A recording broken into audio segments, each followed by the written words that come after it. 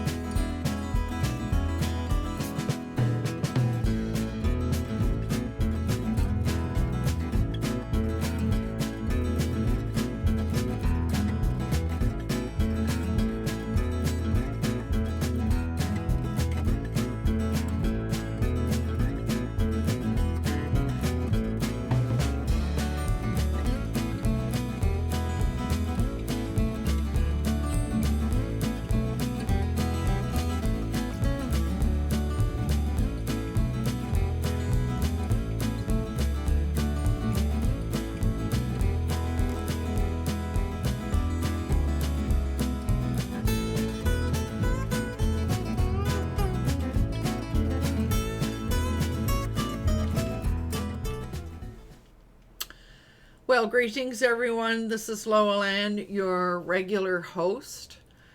And we have a number of participants in the green room today. And for those of you who are unaware, we decided quite some time ago that we would dispense with individual introductions and that I would quickly introduce everyone, giving us a little bit more time for our recording and our special program. So I shall begin by introducing our panel members alphabetically, just to be democratic. Maybe I should, sometime I should start at the other end of the alphabet though, shouldn't I? So we have Alana Birmingham, who is here from Ireland, and she supports businesses by creating and maintaining their websites. And we have David Flannery, who is in Illinois, and he creates affordable websites for small businesses. And we have Nathan Seagal, who is in Mexico, and he guides writers through the creation of a book.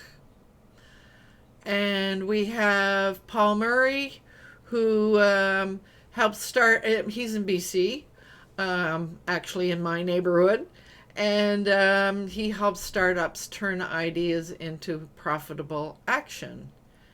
And we have Vivek Rao, who is in the UK, and he simplifies life and business by unifying different technologies and developing software. Now, did I miss anybody? We have Arthur Moorhead from Naples, Florida, in the chat room. Oh, good morning, Arthur. Haven't seen you for a while. Okay, so, and I guess I should introduce myself formally. I'm Lowell Ann Fuglsang, and I'm in British Columbia, and I coach retirees who want to create an online business. So those are our introductions for today, and I wanted to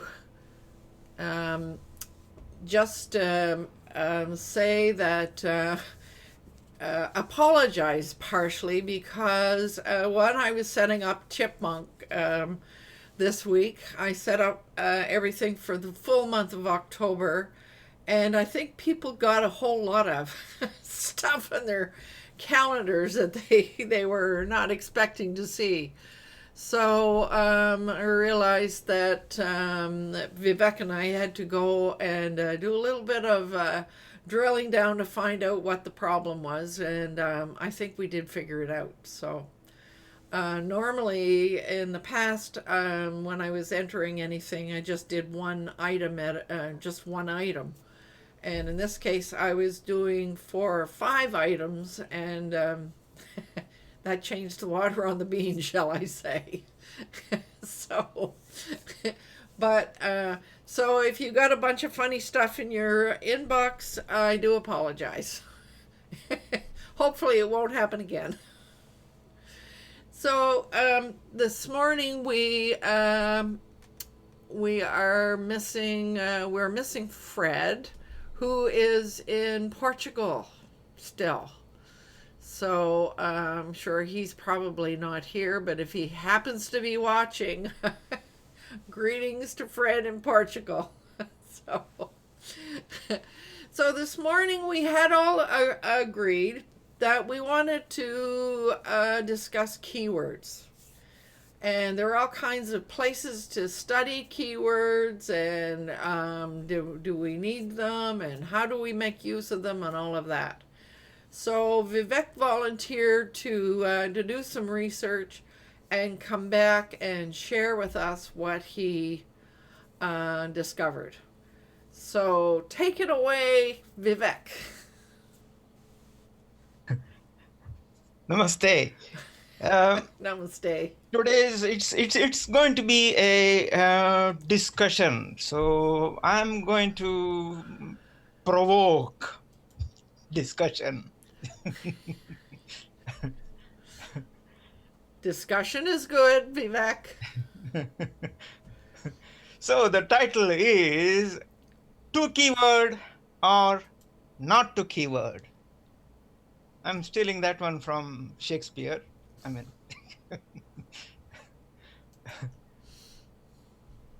so there have been a lot of articles written about since long ago about keyword and all that. So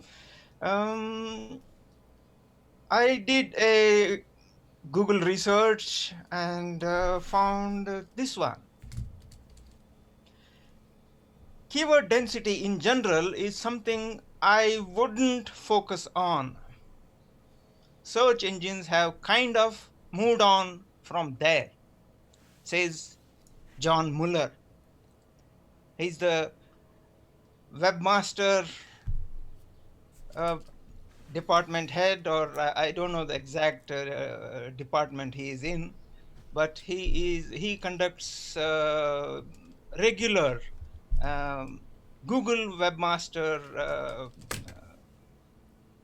circles like this. He invites people, and he is part of Google. He said that in 2014. So he said search engines have kind of moved on from there. So and just a shameless plug here. That's John Muller. And you. And me. Cool. So yeah, we had met at a Google conference, and so anyway, and here is Matt Cutts, who used to be the head of web spam team at Google, and he talks about keyword density. I don't know whether I can play this video, and it's just a short one, but I don't know whether but there is a link there. He essentially says that pretty much what John Muller said. the Google search engine has moved on from keyword centric search, and he gives an example of, if you write an article which says, he gives an article, he gives an example towards the end of that video where he says, if you are interested in red widgets, we have red widget experts, and they know all about red widgets. So once you read that sentence, you know what's going on. The red widgets is their keyword and they're stuffing it. So he says, the moment you do that, Google will penalize you. So should we really do keyword search at all? Then there is an opposing argument. Why even question the importance of keywords in SEO? Of course they matter. That's one side. The other side says, if there are so many ranking factors which Google is changing all the time, then why should we focus on keywords?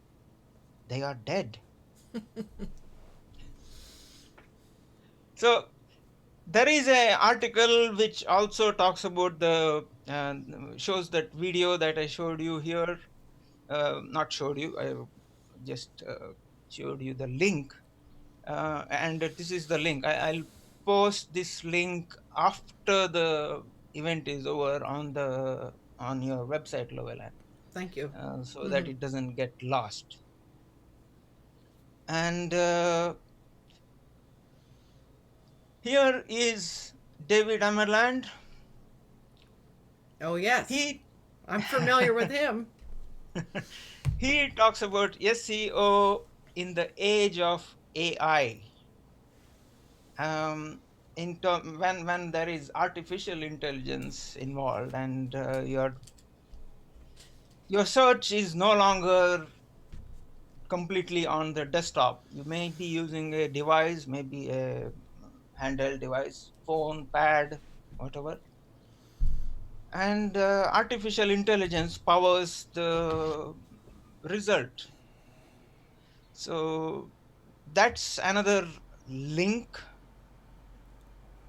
He again pretty much says the same thing. Keywords are they are important. He says, don't get me wrong, don't ignore them, but they are not be all as they were before. So it's necessary, but don't stuff your article with keywords. So okay, based on all that, I tried to go to Google's own keyword tool, which is available free. According to keywordtool.io, Keyword Tool is free online keyword research instrument that uses Google autocomplete to generate hundreds of relevant long-tail keywords. Sorry about that. I said the keyword far too many times. It was my artificial intelligence powered device which was responding here. You shouldn't say that G word. Can I order pizza for you? Anyway, I went to the keyword tool which was available, but you need to start here. This is one major keyword for you. Google Yes. Ads. And if you have a Google Ads account, then you have access to the tool. And actually, this is what they want you to do. Monthly budget cap and start Google advertisements. But my question to you is, do you? I know I don't. Although I have in the past, so I have the tool.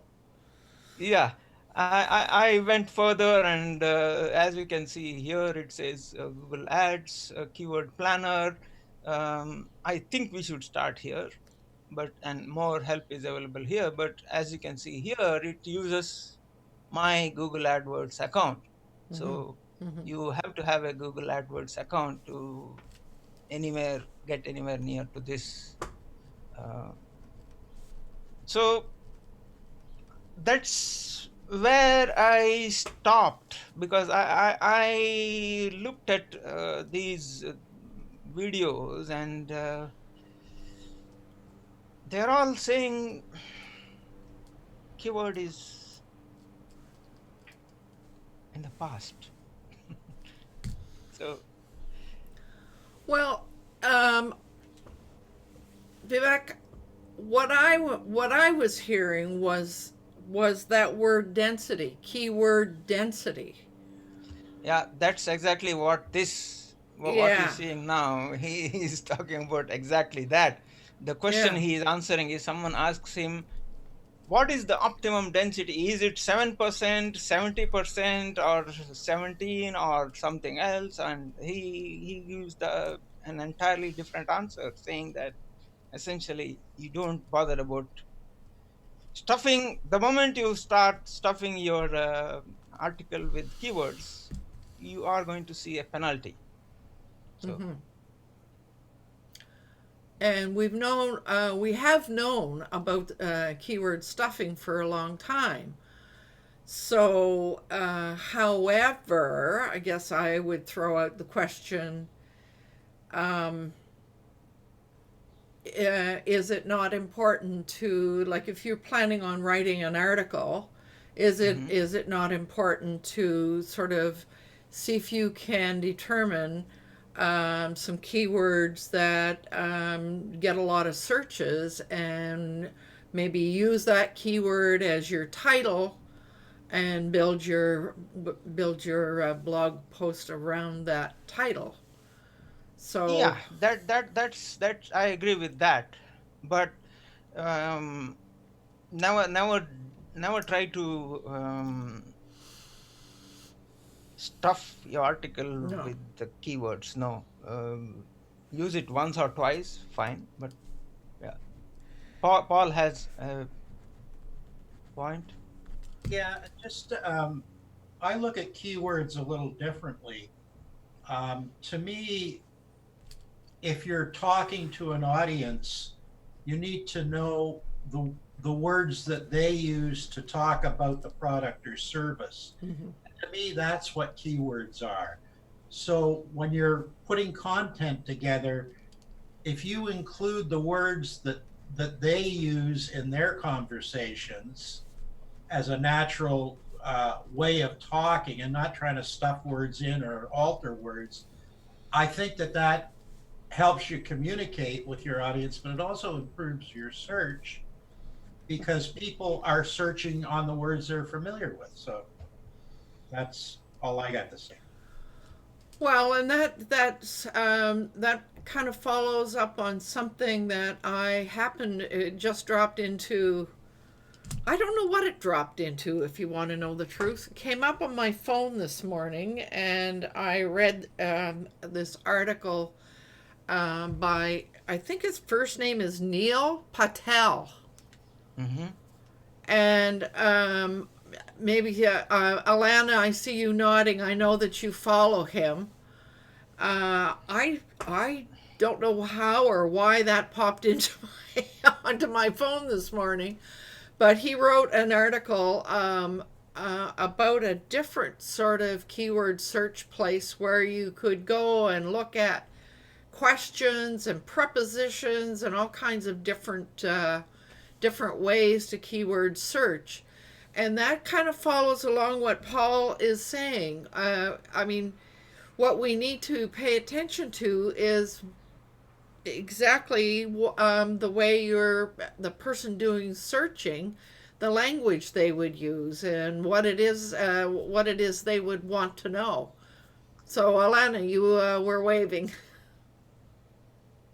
Right. I had sent you a Neil Patel link last week. I don't know if you recall that. Yes. So if you looked at that link, that could be why you started seeing more Neil Patel things on your phone. but I follow him only to see what he's doing, not necessarily that I do what he says. So I kind of like to find out what others are doing out there, and then I can write content around that. So that's what I do with not just him, but with other people in the online marketing world. So, but again, I agree with you. It all starts with, you have to find out what your audience is looking for and how they phrase it. And again, like Vivek was saying, I don't believe in the whole keyword stuffing thing. You use it once or twice and that's it. You use it in the title, first paragraph, and that's it. Really, there used to be a time when you could sprinkle it throughout your content, but now Google is more focused on content as opposed to keyword stuffing and that sort of thing. So I think keywords are still very important, but they're also taken into consideration with other factors that Google uses to rank. Well, and the thing is as you think about it, a person goes online and does a search because they have a problem, or there's something that they want to know. And so that's where you begin, isn't it?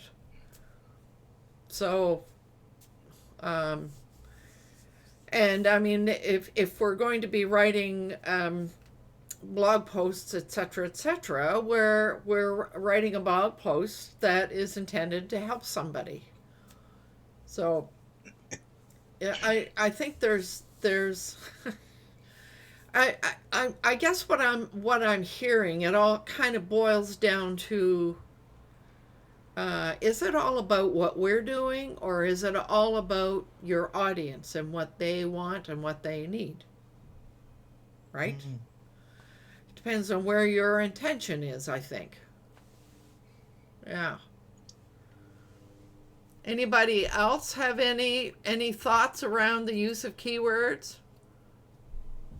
Oh, there's Jay. Good morning, Jay.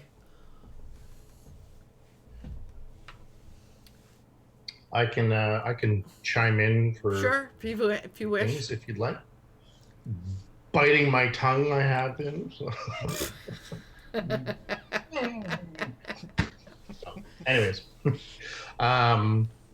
so in terms of keywords, it all starts with the user and what they're searching for. Right. If you want to put yourself in front of those people who happen to be your audience, then you want to be implementing those keywords onto whether it be a blog post or the premise around your entire site.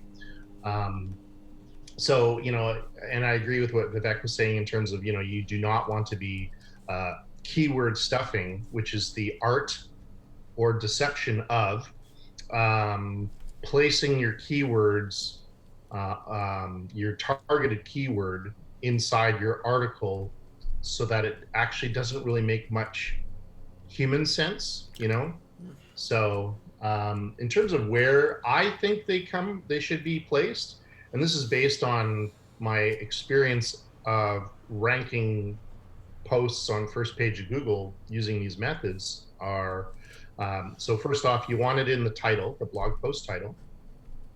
And just for reference, a key word doesn't necessarily mean a single word. Right. It can mean a phrase. Right. So you want to have that keyword in your title, in your blog post title, in your meta title as well. And I think everyone should have a meta title in addition to your blog title, which can be customized. Your meta description, and that is the meta description is basically your article abstract that shows up within the search results if the search is based on that keyword. So meta title, meta description, post title, and try to get it within the first 1 or 2 paragraphs. Try to get it if you can get it in the first paragraph, awesome. Beyond that, that's it. That's it. You don't have to worry about it. So basically, in 4 spots, which you're trying to target anyways, right? And that's it. You don't have to, so twice in the front end, so in the post title and in the article, and then twice in the back end, which is the meta title and the meta description, right? Other than that, you don't really need to worry about it. Now, to find a keyword to rank for, is a different scenario altogether. So if I want to rank for buy gold, then I need to have probably a pretty big site that has, you know, a lot of authority within the gold industry and the gold niche, right? So, you know, I can assume without any kind of research that the term buy gold is probably pretty hard to rank for, you know. But if I were to do something like, you know, what are best places to buy gold in Vancouver, which is a, you know, city here in Canada, in British Columbia, Canada. Then that, because it's a phrase, I'm guessing that there'd be less competition, right? So the less competition, meaning the less sites in Google for that term, the more likely you are to rank in Google. Now, I can actually show you a really easy way to check competition without using any software whatsoever. So if I can share my screen real quick. Sure. All right. Okay, so here's lovely Google. So let's use that buy gold term again. So buy gold. So let's see, 4.63 billion search results. So kind of competitive. Right. Right. So now if I were to go this in quotes, so if I put this in quotes, I'm asking, and I'll zoom in so you can briefly see that. I'm asking Google, I say, Google, can you please show me the search results for that exact term? So I want to know how many websites have that exact term. So according to this, where it says about 6.49 million, this tells us there are approximately 6.49 million websites in Google's search engine for the term buy gold. Now, the reason why I'm saying approximately is there's a little bit more things that I need to do. Now, because it's so large, I'm not going to do that. But now I want to find, what was it? Where to buy gold in Vancouver, Canada. Let's do that. Okay, so 190 million results, but now let's actually pop that in quotes. Remember, we want to see competition. That's where to buy gold in Vancouver, Canada, goose. That's funny. Okay. Well, look at that. There were no results for where to buy gold in Vancouver, Canada. So if I were to write a blog post for that term, and of course, if the blog was related to you know, buying precious metals, then you know there's a good chance that I would probably rank for that. So now, if I take away Canada, so there's our results. It says 4,940 results. Okay, so that's, again, approximately. Now, if we want to get more of a little bit more of an accurate number, what we need to do is we need to go to the bottom of the search, and we go to 2. See there? Okay, so we're at the end of the search. We've you know, gone to all the numbers. Now look at here. 12 results. On page So, 2. Yeah. So, well, there's no other. There's no page 3. So we're saying that this is the end of what they have. So, excuse me. When you do a search in quotes, and you keep pressing the button till you get to the end of Google's index for that keyword, this number magically changes, and this is your approximate level of competition within the search engine. So in essence, where to buy gold in Vancouver, there are 12 websites in Google's index that has that exact type of keyword.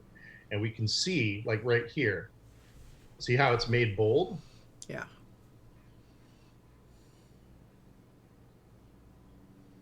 So now if I were to take away, so for those of you who do local marketing, if you're fishing for clients, this is obviously could target a local precious metal or coin collecting shop or something in Vancouver. So if I take away those quotes, you see there's a couple shops that are trying to rank for, buying gold and selling gold.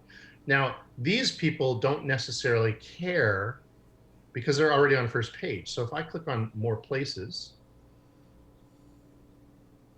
and I spin the wheel and I go to, Gastown Collectibles. So it looks like, so they're at kind of near the bottom. Oh, that's a cool shot, isn't it? The old $1 bills. And a look at his reviews, or their reviews, 4.9. So it looks like they've got, some good reviews. Gastown, great district, great area.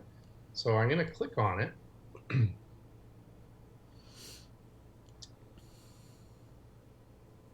Okay, we go to website. All right, so they have a website. Services, precious metals.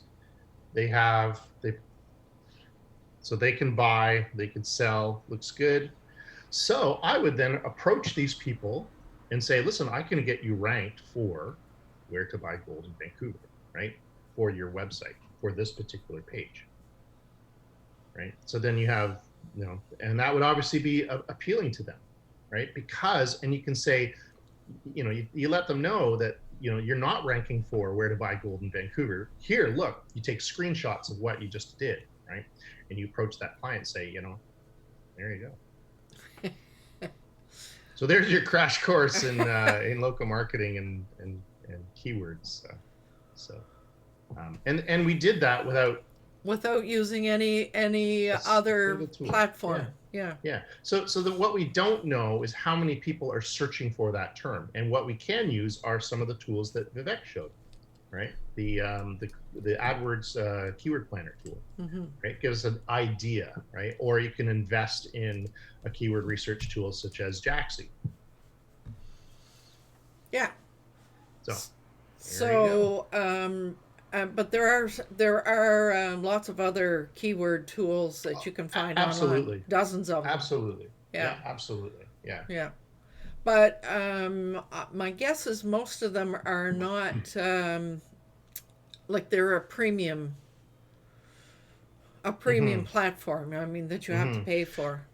Yeah, when it comes to buying keyword research software or apps, I encourage you to do some research on how they acquire their information. Meaning, basically, if a keyword research tool, if you have to enter your AdWords account data, it means that they are extracting the information directly from Google AdWords. They're basically buying their data because Google sells that data.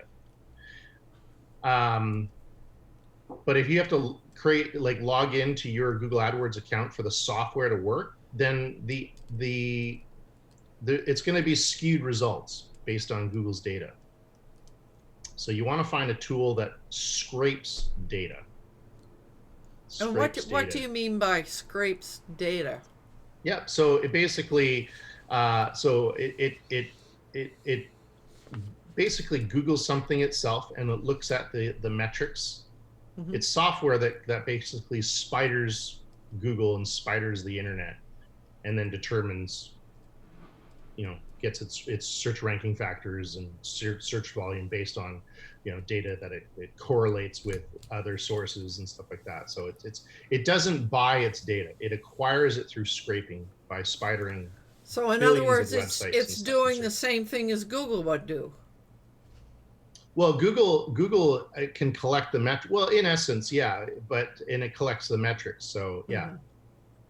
Interesting. Yeah. So that's why I like Jaxi, because it scrapes its data, it doesn't buy it. Right on. Among our writers in the group, Alana and Nathan and David, I mean, how many of you are Do you do your keyword research prior to doing your writing? What sort of activity do you do? It just depends on what it is. I mean, a lot of what I write doesn't involve keyword research, at least not on my end, because whatever I'm writing about is dictated by the clients. So Mm. they they know what they want. Like if I'm writing for a magazine, I pitch them on an article idea. They say yes, and I write it, but I don't write it with the idea of doing keyword research. Ah, Never actually done that. The only times I've done it is when I was doing some affiliate marketing years ago when I was doing some affiliate marketing for a guy who wrote a tax guide in Canada. And what was funny about what I did is that my articles were ranking higher than his website, oh dear. which it was pretty funny, yeah. But yeah, I was ranking higher for my articles than his website. It was pretty funny. Um, but otherwise, like right now, I'm working on a major project, but it's not keyword research in the normal sense. So, a couple of you mentioned Neil Patel earlier, and I wound up getting an article yesterday about how to get the first 1,000 subscribers on your blog without paying for it. And he goes into a highly detailed strategy to do with a combination of keyword research, but also looking for content. And part of what he's doing is a technique that I learned several years ago from Jay Abraham, who was the guy who pioneered that. And it had to do with whatever your topic is. So in my case, the the keyword is how to talk to strangers. Okay. Mm-hmm. And so what he recommends is going to Amazon, you enter that search, you find all the different books that you can find on it, but you look for the reviews that give the book 2 to 3 stars, and you copy that out and you put all of that into a document to do with whatever the book is in the title. And so what you're looking for is people's complaints. What Mm-hmm. is it lacking? What is it missing? What should it have? Blah blah blah, and that gives you the foundation for being able to write a piece that addresses those Mm. deficiencies. Hmm. And then he talks about going to Quora and doing a similar search, and then to Reddit and doing that. And you're looking for data. You're looking for information to help you with what you're looking for, and to just build a really solid database of information.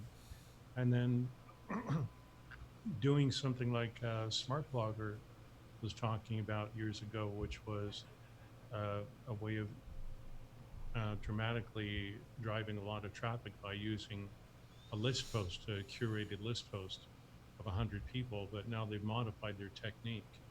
And so it would be doing something along those lines. And so when you get your post out there, what you do is you notify every single person whose name and information is on your list, and you ask them, hey, if you like what I've done here, if All you right. like this resource, I'd appreciate a share. That's what I did years ago. But Mm-hmm. when I did it based on the smart blogger information, my traffic went up 400%. Mm. So it's it's a strategy. Neil Patel goes into tons of detail in this video. Mm. I mean, I had to keep stopping and writing down the information because it was literally packed with tons of stuff. And Carry on. Neil's a really sharp guy. Um, Mm. he's able to help a lot of people online. So I knew he would be a really good resource. The other really good resource for stuff like that would be John Morrow of Smart Blogger. Also a really sharp guy. Oh yeah, I've seen some of his work as well. Yeah. So anyway, Mm. that's my answer to your Right on. question. So, David, what about you?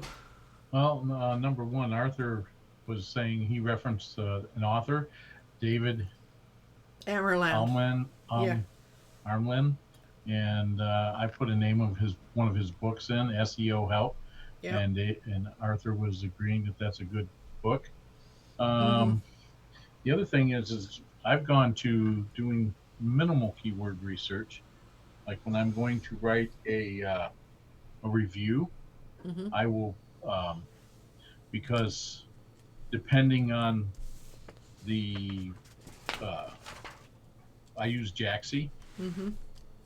and I'll put in like the the name of the air fryer and the model number, and see, and say review at the end of it, and see if it searches. If I get searches, Mm. and what competition it has. If it doesn't, then I'll drop the model number, um, and see if it searches. And then I just narrow it down to where I get a title that with review that gets searches, and go with that. I may have to rework it a little bit.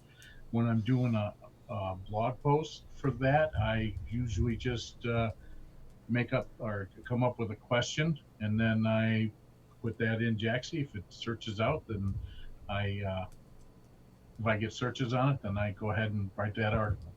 If it doesn't, then I try and change the name and Mm-hmm. come up with a different question that's similar, and find one that's actually getting searches.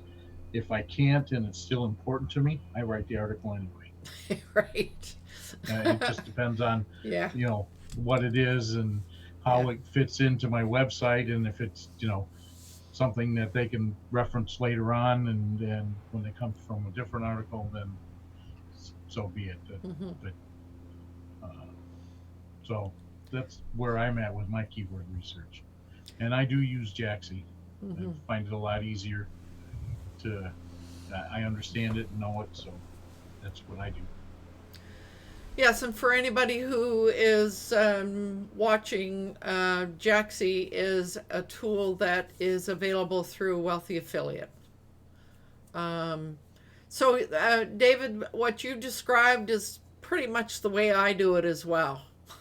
So, I do look to see if I can, determine the right sort of wording for the topic. But yeah. And I do pay attention to the steps that Jay outlined. Making sure that you've got the meta title and description, and maybe the keyword in the first paragraph. So yeah. I can also go ahead, Dave. Two more things. One more thing. I had a question for Jay. Sometimes the keyword plays well further in the article, like on a heading. Mhm. Would you still use it then, or Oh, leave it out? absolutely. Yeah, as long as it's naturally, Right. naturally occurs kind of thing. Yeah, of course. The other thing that I do is I make sure that the title is grammatically correct. Very important. Very Yes. important. Yeah. Yeah. Yeah, that was something that I guess we've all discovered, that when you're doing the keyword research, a lot of phrases come up that don't make grammatical sense, and so you would never ever use that, because the person doing the search would never use that. So again, looking at paying attention to your audience rather than what you're hoping to achieve. Yeah. It's the art of removal of what's called stop words, and to, those types of things. With it, when you remove them, they don't make much sense in the sentence. No. Ends up looking like an old school Twitter post or Twitter tweet. So there is one of those article spinners. Yeah, exactly. Yeah, totally. Mess out of the content. It's like, who's going to read this crap? I remember this stuff from years ago. The search engines. What's that? I said the search engines will read it. That's it. Yeah, no one else. But people will read it and they go, "What is this crap?" Yeah. And click away.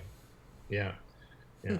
I was going to show. I can quickly show another way to find keyword opportunities, and it's called the alphabet soup technique. Oh yes. Forgot about that. So I can quickly, this will be a nice quick one here. All right, so let's stick with our gold niche, right? So let's go invest in gold. Okay, so I want to find more opportunities to write in about gold, right? So the premise is invest in gold, right? Now, you see what I just did is all I did is I highlighted my keyword, and then it's giving me suggestions, right? Like how to invest in gold for beginners. Now, this is all of this stuff are it's related searches based on popularity.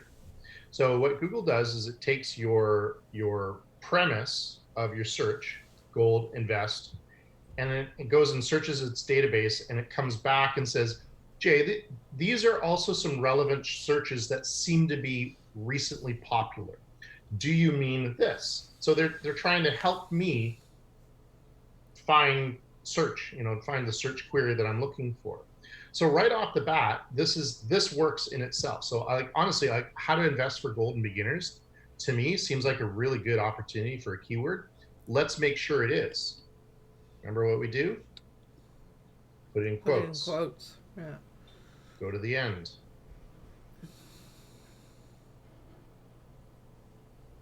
And we got an 80. So perfect.